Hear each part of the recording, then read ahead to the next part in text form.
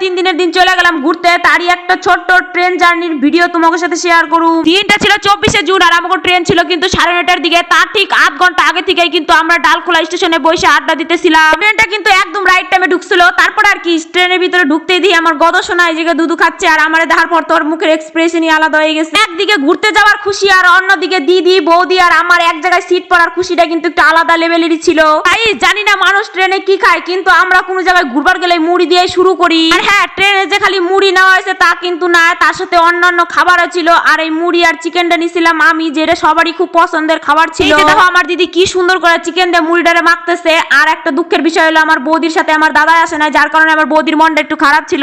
তারপর আর কি আমরা চিকেন দিয়ে মুড়ি খাওয়া শুরু করলাম। যেহেতু আমার কোলে বাচ্চা ছিল তাই দিদি আমারে খাওয়াই দিতেছিল। আমরা যেমন এদিকে খাইতে ব্যস্ত, অন্যদিকে কিন্তু আমার জিজু হনুমান চালিশা শুনতে ব্যস্ত।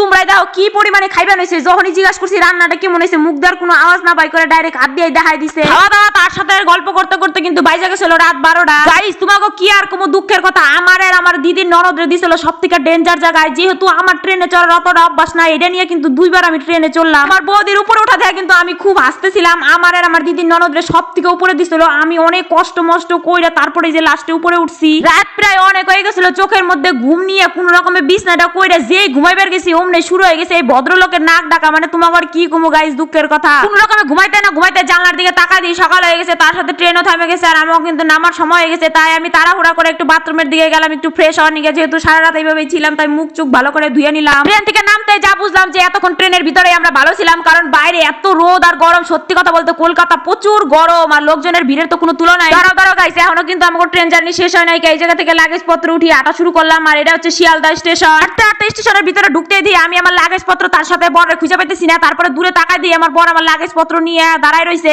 আমরা তো গাইস কি কমু আর তোমাকে, আমার বর মনে মনে চায় আমি যেন এই জায়গা হারাই যাই। এরপর আমরা ধরুন লোকাল ট্রেন, তাই আমরা ওয়েটিং রুমে যাই কিছুক্ষণ ফ্রেশ হয়ে একটু রেস্ট করে নিলাম। আল্লাহ থেকে আমরা 9টার দিকে ধরলাম লোকাল ট্রেন। লোকাল ট্রেনে উঠতে দেখতে দেখতে কিন্তু আমরা পৌঁছাই গেলাম ক্যানিং স্টেশনে। ট্রেন থেকে নামতে দিয়ে আমার বর এক কাণ্ড করে বসে, হাতের মধ্যে এক গুচ্ছ ফল। আমি যখন জিজ্ঞাসা করলাম এগুলা কি ফল, নাম তো জানি না, কিন্তু একটা টেস্ট করতে যা বুঝলাম খুব একটা টেস্ট না। তোমরা যদি কেউ ফলটার নাম জানে থাকো অবশ্যই কিন্তু কমেন্ট করে জানাইও। ক্যানিং স্টেশন থেকে হাঁটতে কিছুটা এদিকে আসতেই দিয়ে আমি ওদিকে বাস এসে দাঁড়ায় রয়েছে। তারপর আমরা সবাই মিলে উঠে গেলাম বাসে। বাসের মধ্যে ছিল কিন্তু প্রচন্ড পরিমাণে গরম। তার বাস ছাড়তে একটু রেহাই পেলাম, কারণ বাসের ভিতরে প্রচুর পরিমাণে গরম ছিল। জানলা দিয়ে তাকাইতে দিই চারিদিকে নদী আর নদী, তার সাথে বন জঙ্গলে ভর্তি। আর এই বাসের ভিতরে যত লোক দেখতেছে টোটাল 35 জন কিন্তু আমরা একসাথে ট্রিপে ঘুরবানাইছিলাম। দেখতে দেখতে কিন্তু আমরা পৌঁছাই যাই গদখালি ঘাট। এই জায়গায় আমাকে বাসটা দাঁড়ায়। বাস থেকে আমরা সবাই নাইমে আবার ওই জায়গা থেকে হাঁটা শুরু করে দেই। বাস থেকে নাইমা কিন্তু আমরা 2-3 মিনিট হাঁটতে কিন্তু পৌঁছাই যাই সোজা এই যে গদখালি রোজেটি ঘাট। আচ্ছা গাইস, তোমরা এই পর্যন্ত ব্লগ ভিডিওটা দেখে কিছু বুঝা পারলা যে আমরা কোন জায়গায় আইছি ঘুরবার নিয়ে? তোমরা যদি কেউ